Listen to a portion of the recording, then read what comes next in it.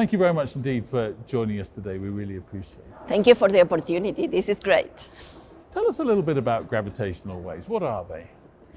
We like to say that these are ripples in space-time, which sounds very mysterious. But what we actually mean is curvature of space-time. Einstein's theory says that masses like the sun curve the space-time, and then that the Earth goes around the sun because it follows the shortest path in a curved space-time. And if you have two bigger masses, like two black holes orbiting around each other, then the curvature of the space-time is now a wavy signal, and those are the gravitational waves. Tell us a little bit about LIGO. Tell us a bit about how you detect these gravitational waves.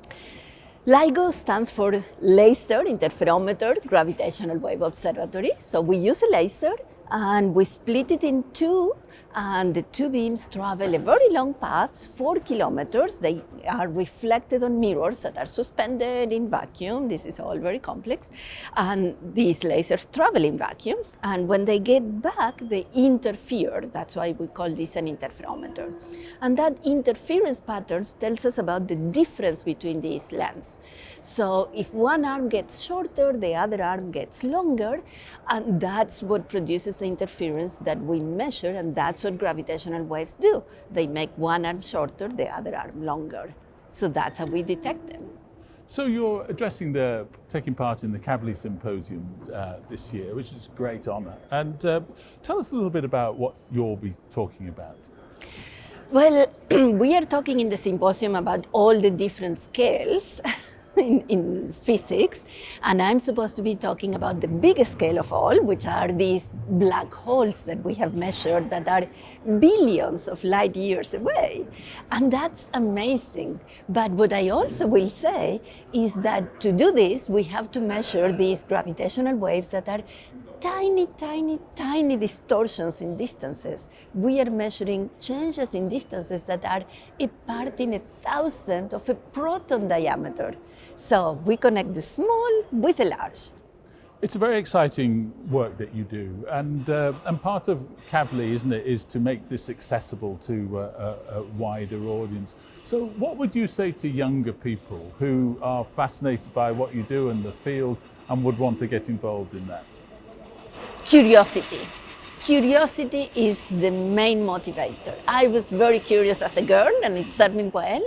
And I think that's what we need. And we need not to lose it. We need to keep asking questions.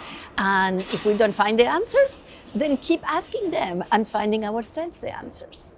I guess my last question is, you're the first woman to be a professor of physics and astronomy here in the United States.